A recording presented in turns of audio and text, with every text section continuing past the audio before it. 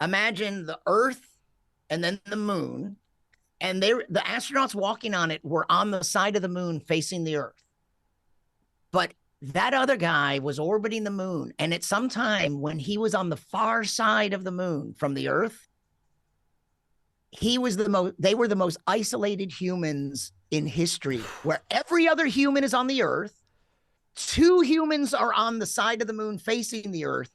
They are alone in a capsule on the opposite side of the moon. And when they go behind the moon, they completely lose contact for some like 20 minutes or so. I have no idea, 11, 20 minutes, however much time. They are completely out of contact, alone, floating in a tin can. And what a remarkable experience that must have been, to be by far the most isolated humans in history.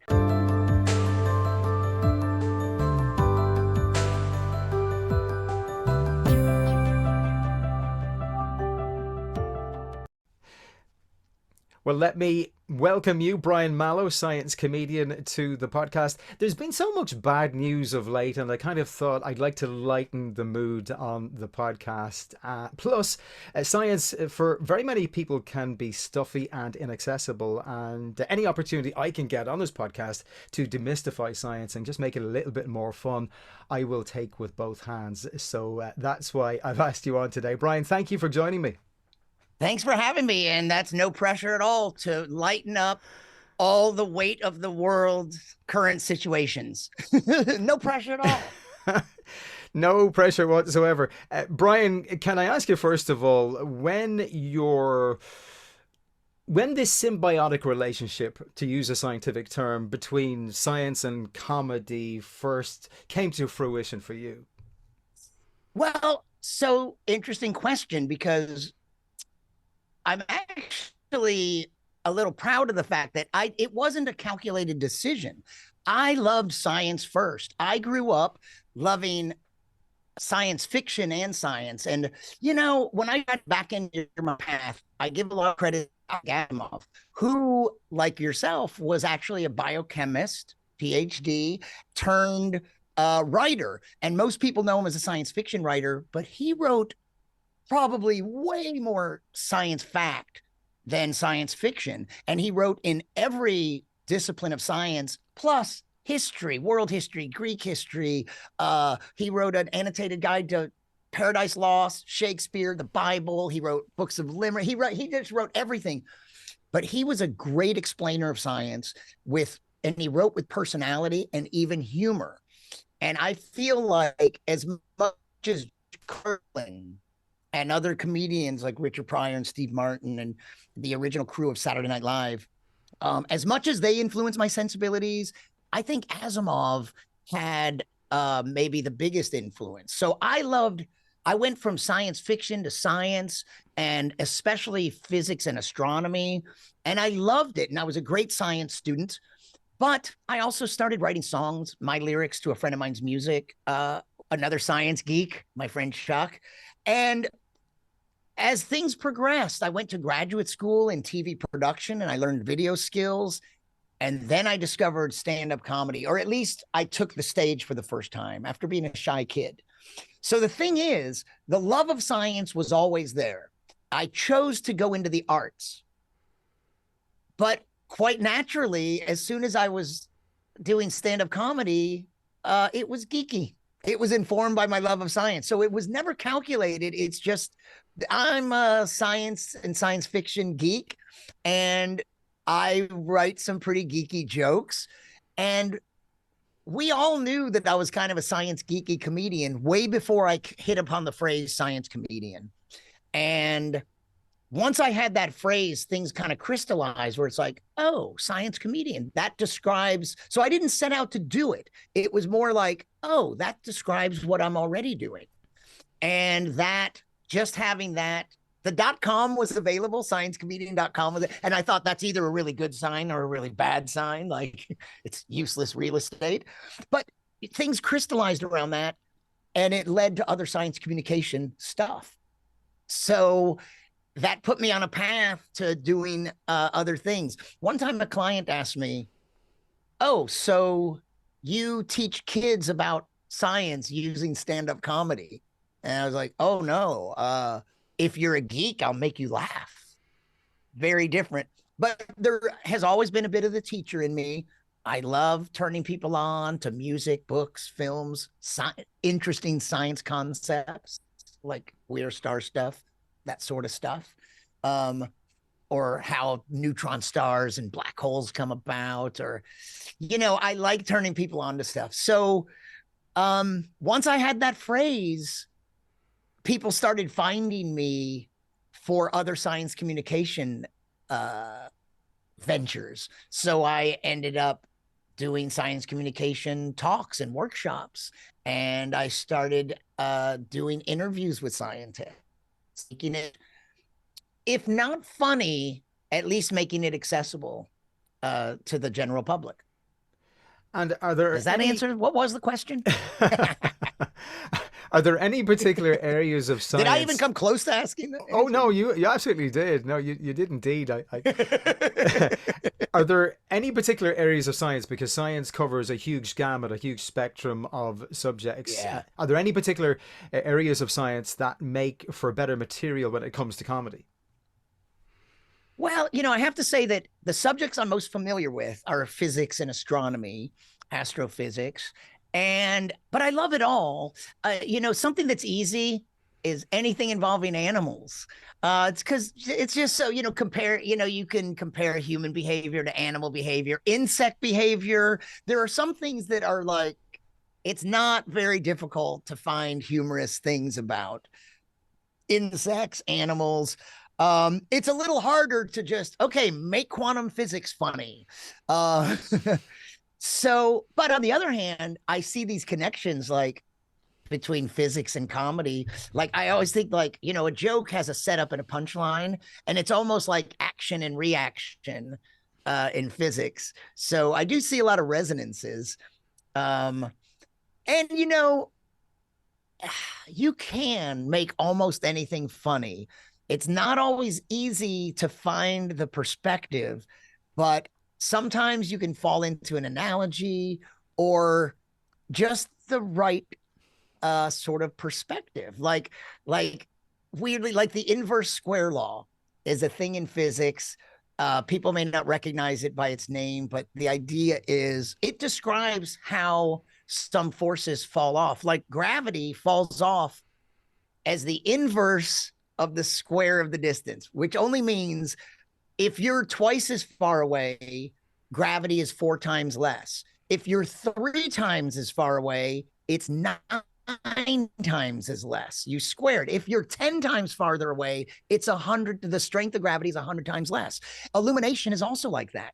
If you're 10 times farther away, you can even imagine like a star and light is coming off in a sphere, and the light that's hitting you, if you go 10 times farther away, that sphere has expanded, and the piece that's hitting you it's 100 times smaller, it turns out. So I like taking that and going, if someone's being annoying, if you could just get 4 times farther away, they would be 6 times less annoying. So it's like, it's a matter of perspective, and it's not always easy, but I think almost anything you can find some humorous angle. I thought it was funny looking through one of your many, many videos online. You speculated at one stage about mothers forcing their children to stand up straight being the reason we have evolved to walk upright. I thought that was brilliant. Yeah, mothers tell their kids to stand up straight. What if that were the driving force behind the evolutionary trend to walk erect? Mothers nagging their children, stand up straight. Don't drag your knuckles when you walk.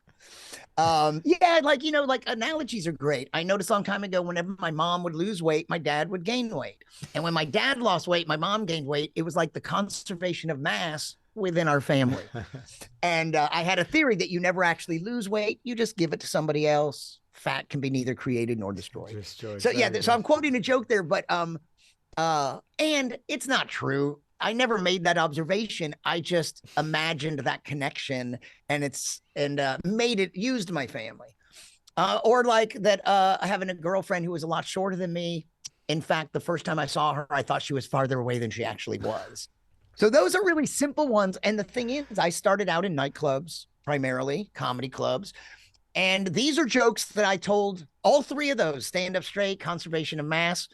and Tiny Lisa. We have little titles for our jokes. Those jokes I would do in comedy clubs, but there were always a few jokes that you try them at a comedy club, but not many people are laughing and you want to get booked back. So you might not do the really obscure jokes. But then I realized if I had enough science people in the audience, like a critical mass of science people, that I could pull out those jokes. And that was before I came up with the phrase science comedian. I was like realizing, and in fact, I'll say this little humorous thing sometimes in my talks, that I realized I had to connect with the right audience for my act, the complementary audience for my act, the adenine to my thymine, the guanine to my cytosine, if you will. So there's a way like where you can find humor in almost any place. Some subjects are harder. Climate change is a hard subject. I've been tasked with coming up with climate change humor, and it's not easy, but sometimes you just fall into things. And I shouldn't have brought that up because I'm not sure I have a bunch of examples for you, but you know what I mean? Some things, especially when things are tragic, there is a fine line between comedy and tragedy. But sometimes if you're focused on the tragedy, it's like, well, how do I make this funny? It's just depressing. Speaking of which, we just came through a very tragic period, not to drag things down, but obviously the pandemic. Now, during the pandemic, science was either a hero or a villain, depending on your perspective or your political persuasion. I'm just wondering, your unique perspective, how did you view science and how it handled itself during the pandemic? Because your raison d'etre is to try to make science more accessible. Did you think science did itself any favors during the pandemic in that regard? So, I think there's science and there's science communication, and not always being done by the same. Some of it's done by the same. Scientists are communicating science, but a lot of the communication we're talking about is the media and not the researchers. So I think science did a fantastic job.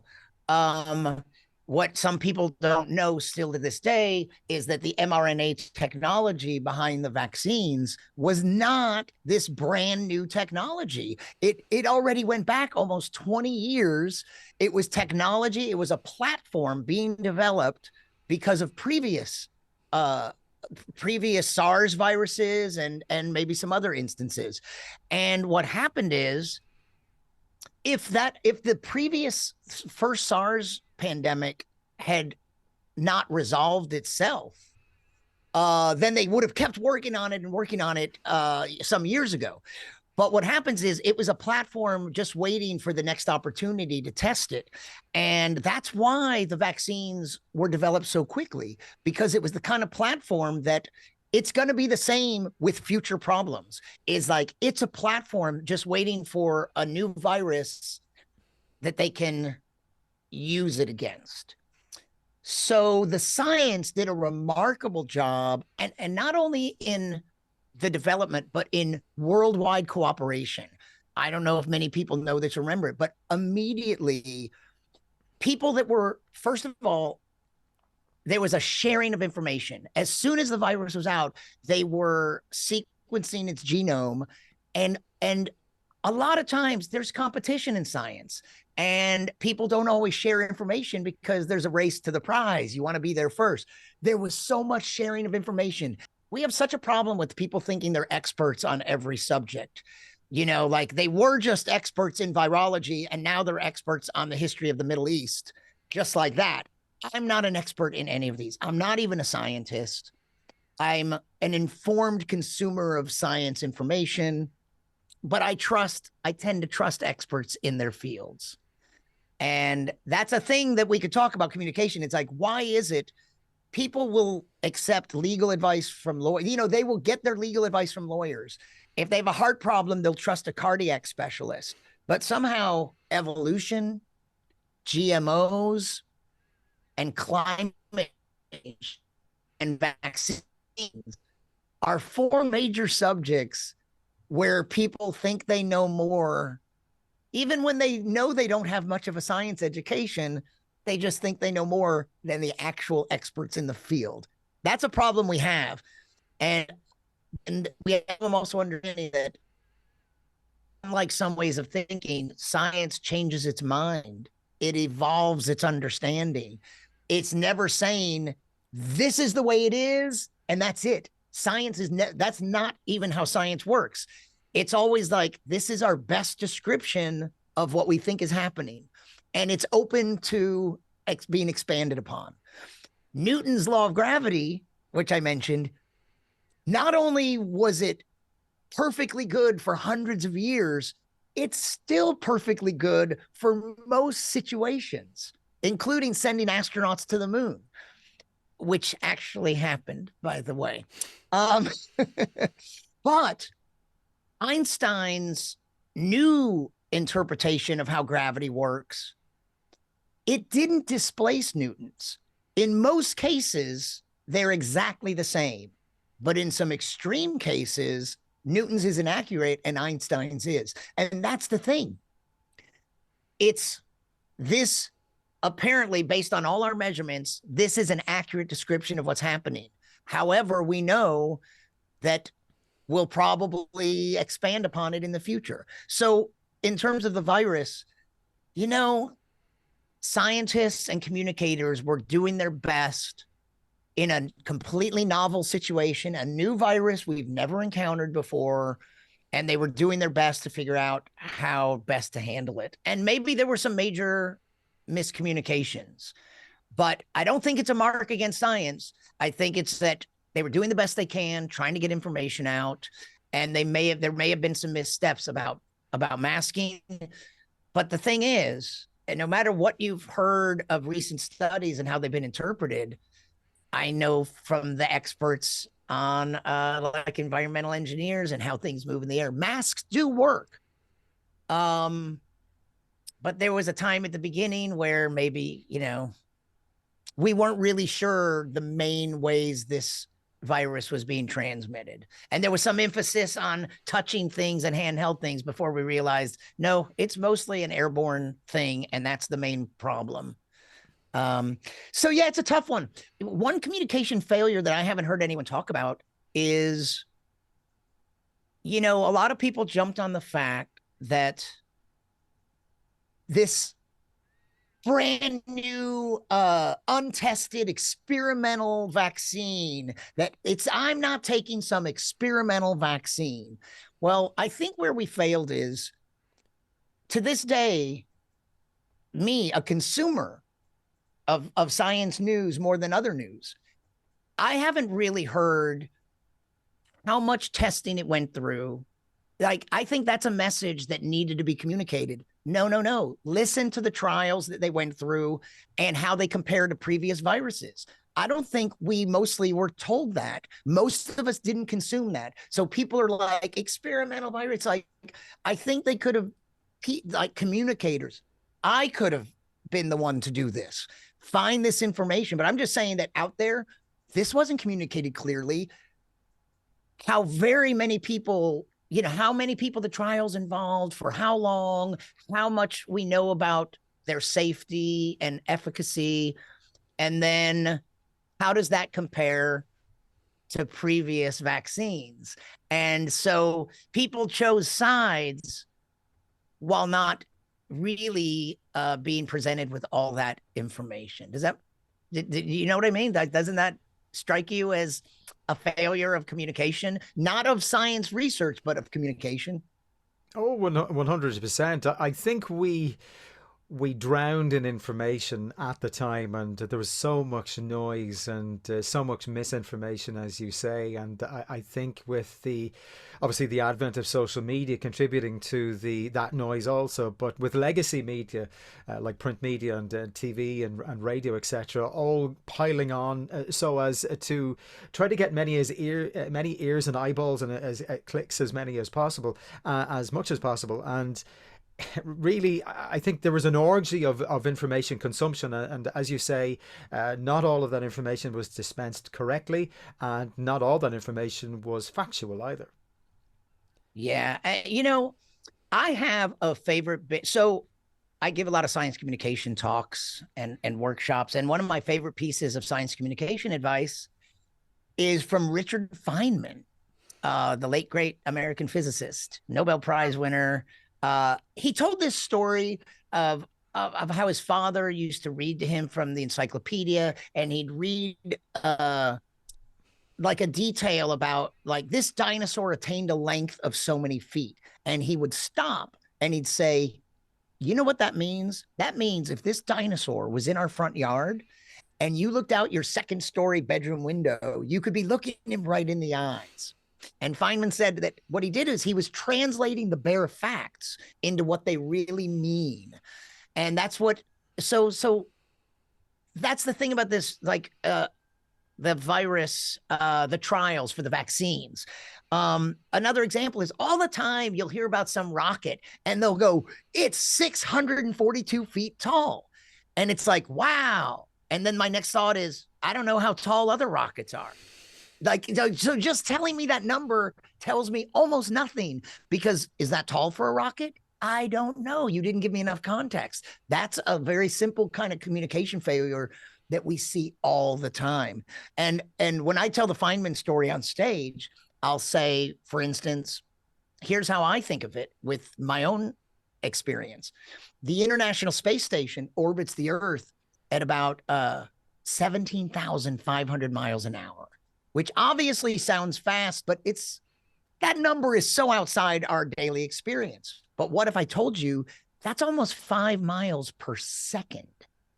And what that means is if you were in space and the ISS went by, in 1 second, it would be 5 miles away.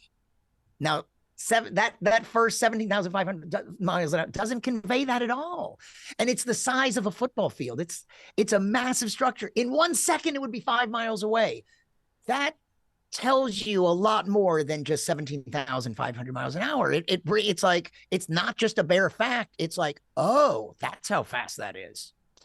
And I think that science communicators, that's an easy way that we fail sometimes, is you just give out this piece of data with no context for us to appreciate it. That's really interesting. I've never thought of it like that. A lack of context and a lack of relatability probably add to science's inaccessibility for the majority of the population. Yeah. And like in terms of the vaccines, you hear it, it's like everyone was like, well, that was too fast. But if you ask them, do you know anything about how long it took any other vaccine to be developed? No, you don't. And yet you have a very strong opinion that this was too fast. Do you know anything about this technology being developed for 20 years where all they had to do, and it's going to happen again? The platform already exists. I don't even understand it fully, but we need some of the genetic code of the problematic virus, and boom, the next one is also going to happen fast. And like, if it's even adaptable to this kind of platform. So it's like that missing context is everything. Yeah, it's like, I trail off. Yeah. You said to me earlier that you're a fan of astrophysics. What was it like then in that case meeting one of the astronauts, a guy called Schmidt? I can't remember his first name. Harrison Schmidt. That's it. Yeah. What was it like meeting a man who walked on the moon? That's extraordinary. So you know what? It's amazing. I've met 3 of the 12 humans that walked on the moon. And you used to be able to do, there aren't very many of them alive anymore.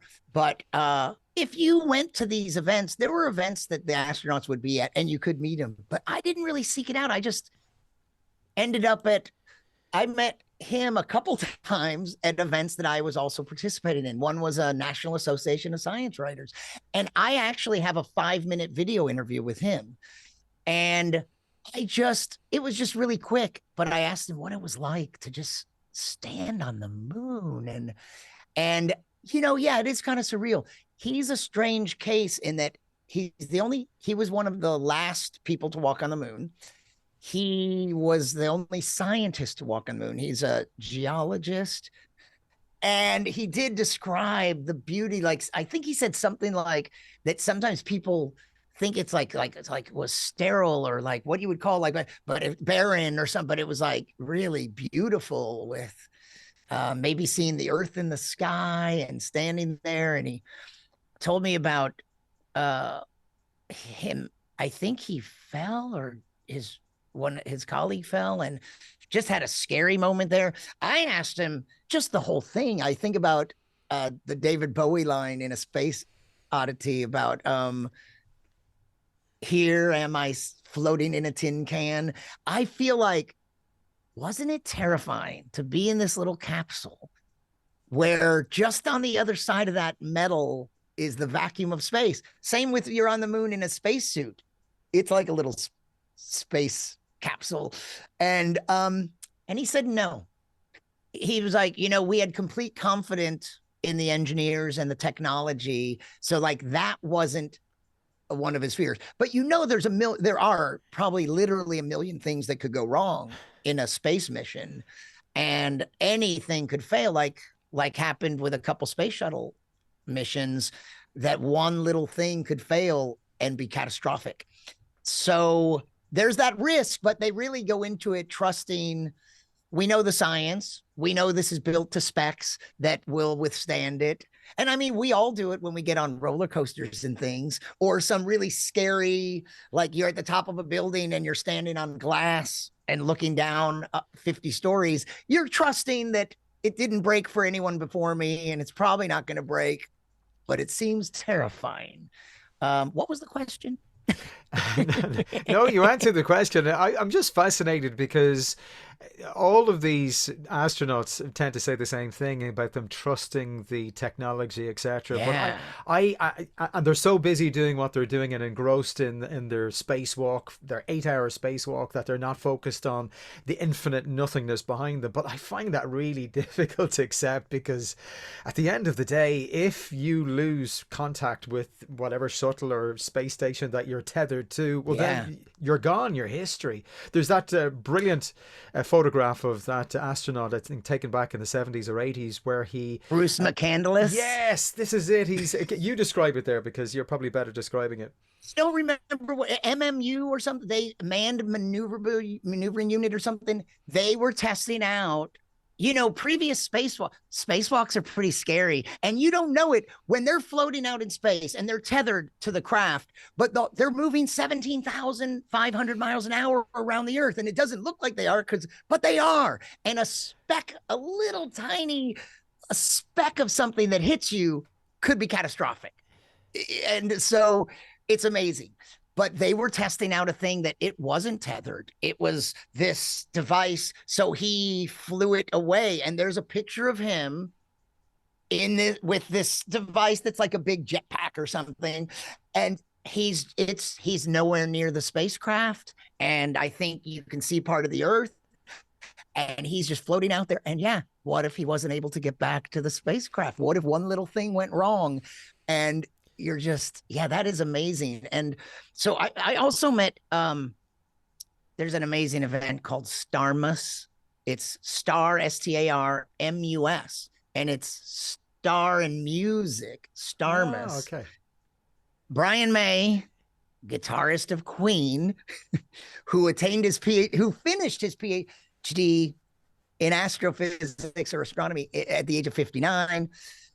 He and I think who might have been someone that worked on his PhD advisor, possibly Garrick Israelian, who's also a remarkable astrophysicist. They started this event. And because of that event, at this one event in 2019, I met Buzz Aldrin, and he talked to me more than I talked to him. And, but that was great. And I met Charlie Duke, who also walked on the moon. But I also met a couple of guys and including Al Worden, some other Apollo astronauts who didn't walk on the moon, but they went to the moon. And, on each trip, 4 trips, 3 astronauts, 2 of them each time went down to the surface. And, in a way, that seems to be the flashy bit.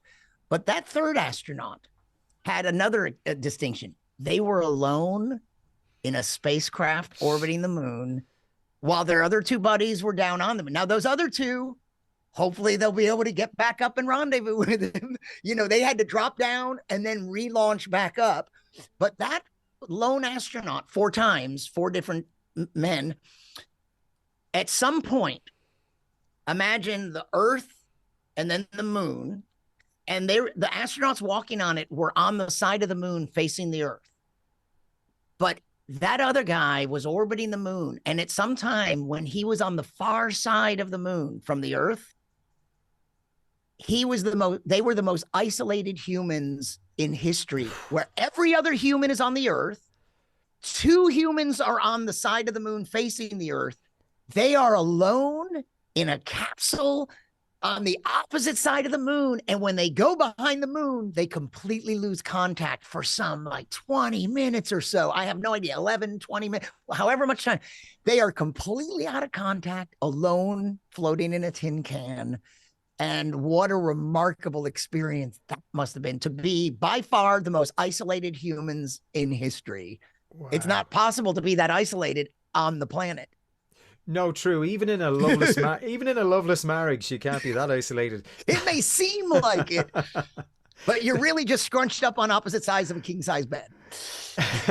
Can we talk about, because you've met so many interesting people. You've met Nobel laureates. You've met Elon Musk at a time whenever he was a relatively normal billionaire before he became the pariah that he is today.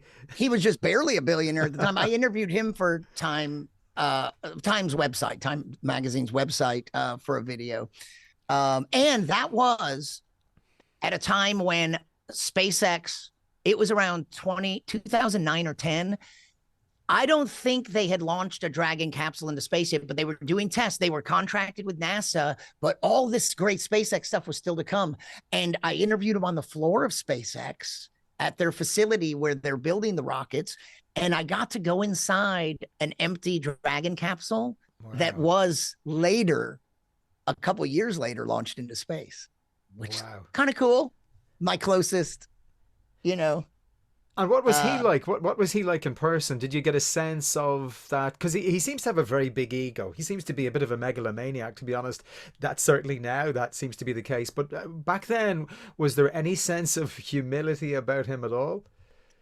I only had about 15 minutes with him. And, they brought him up. We interviewed him. There was the producer, David Clare was there, and me, and we interviewed him on the floor. And I got to say, so I didn't get to really chat with him much outside a brief interview. And he was easy enough to talk to. And I think that, I liked him at the time. He was he was nice enough, and he answered the questions, and he didn't seem particularly cocky or anything. It's like, he's trying to solve a really hard problem. Space, it's like, rocket science. It's like, it is hard. It is rocket science, I think he said at one point. And, they had some failures before success on some of their early launches, but you have to look at those failures as they were expected. People would look, oh, that one failed. It's like, on the way to developing something, you expect to have some failures. And even though they're spectacular when they're big, expensive rockets, they were expected to, and then they were followed by a lot of successes. So no, he seemed humble enough. And again, this was 2009, 2010, and it was a very pleasant experience. What about Stephen Hawking? Did I read that correctly? You met Stephen Hawking too? Yeah, but I didn't get to interview him, which would be a challenge. I just happened to get to attend. It was NASA's 50th anniversary, and he gave a talk. And at this reception afterwards, I got to just meet him. And I'm just so lucky I had the same luck with Buzz Aldrin, that someone else saw me talking to him and took a picture. So I have a picture of myself with a candid. We're not posing for it. I think I was telling him an extraordinarily geeky joke that almost no one would get. And so a friend caught that moment. And with Buzz Aldrin, I have these two photos of him talking very adamantly at me. And so that was nice. I liked, it's nice to have that little memento of the occasion. So I didn't really get to interview Hawking or anything, but I did get to meet him. And I'll tell you, I've met some interesting people, and he's definitely the one I was most starstruck by. Starstruck by the astrophysicist. And what because I've effect? been reading about him since I was a kid.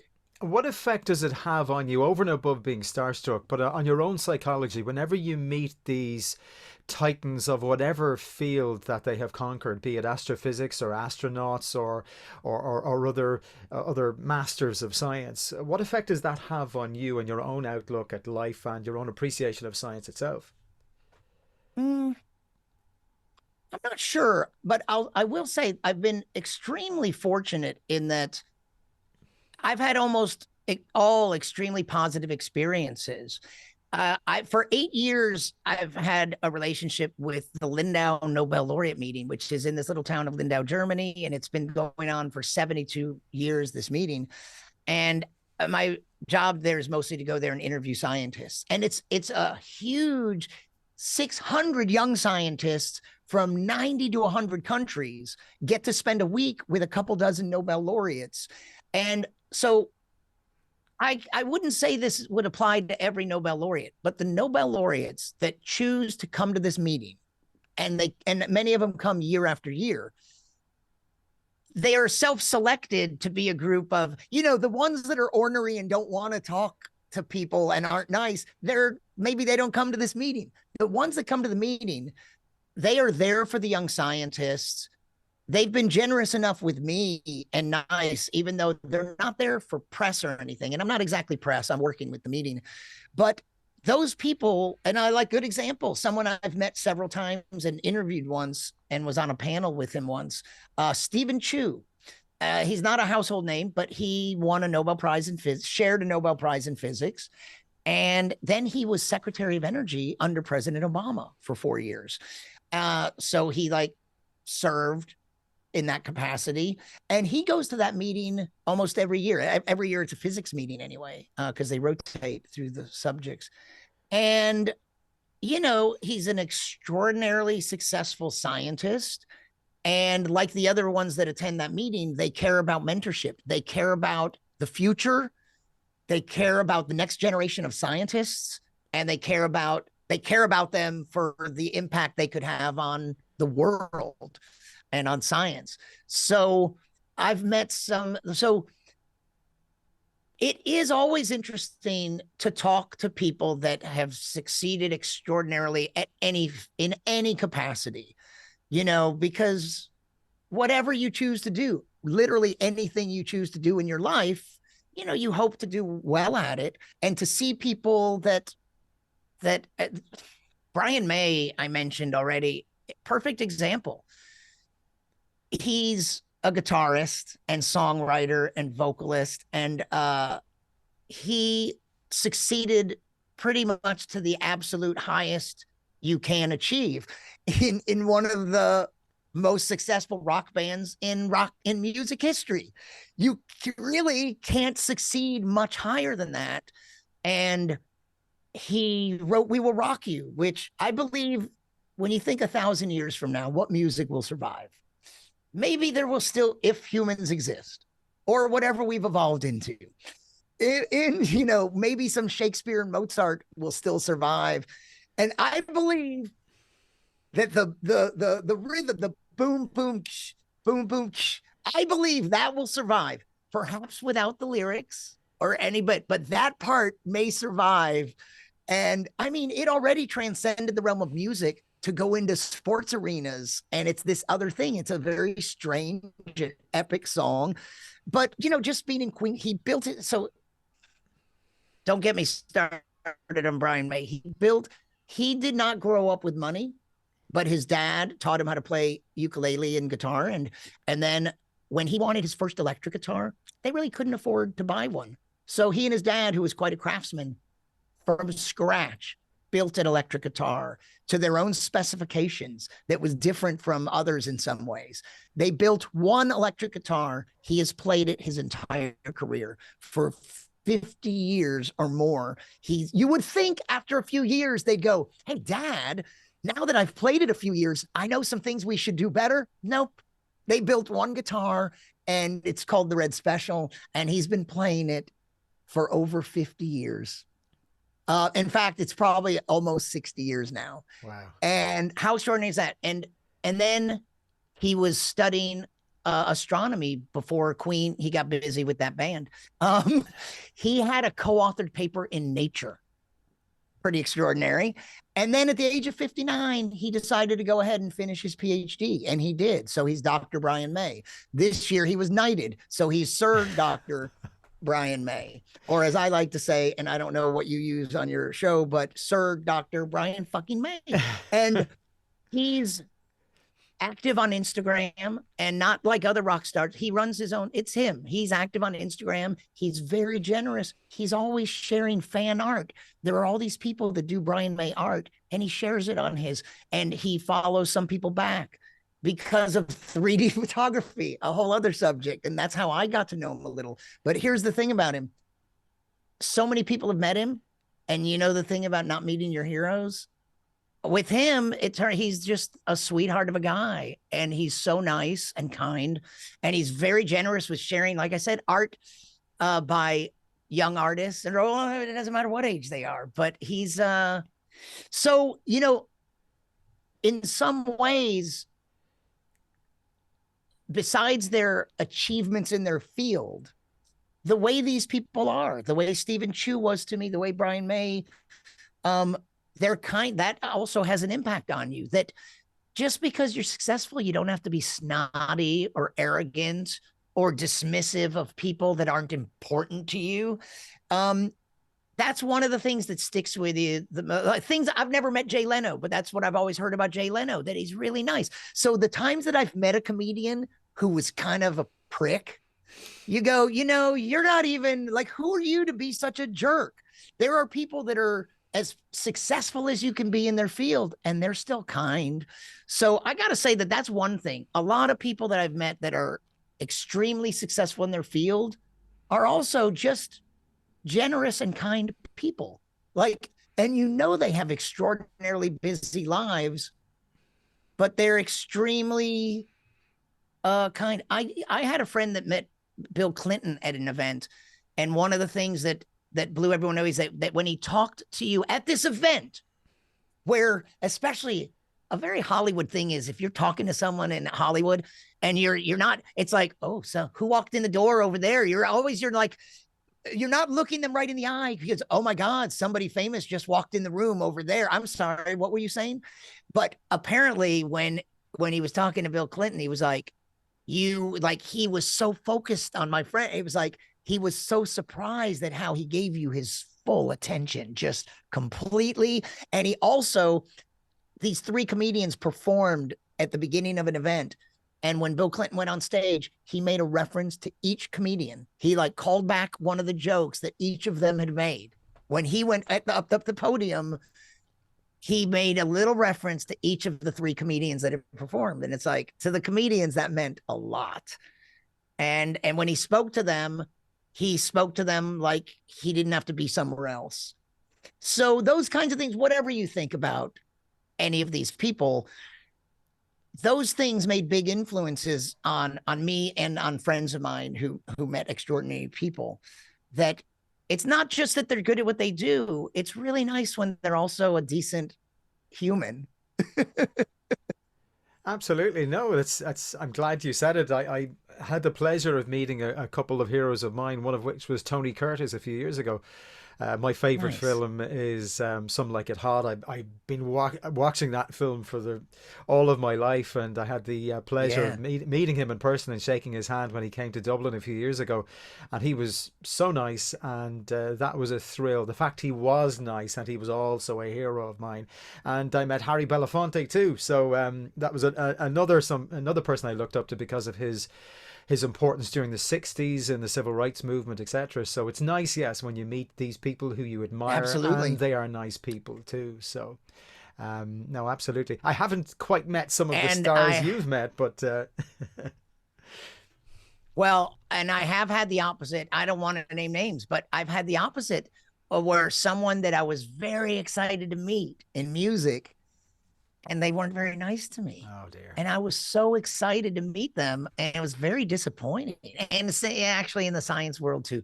So I've had the opposite experience. That's why it stands out. And you always hear, don't meet your heroes because they turn out to be jerks or something.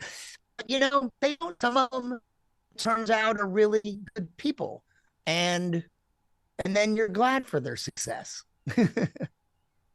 Well, listen, it's been an absolute joy talking with you this evening. I'm beginning to lose light here, so I might bring the interview to a Are you? conclusion.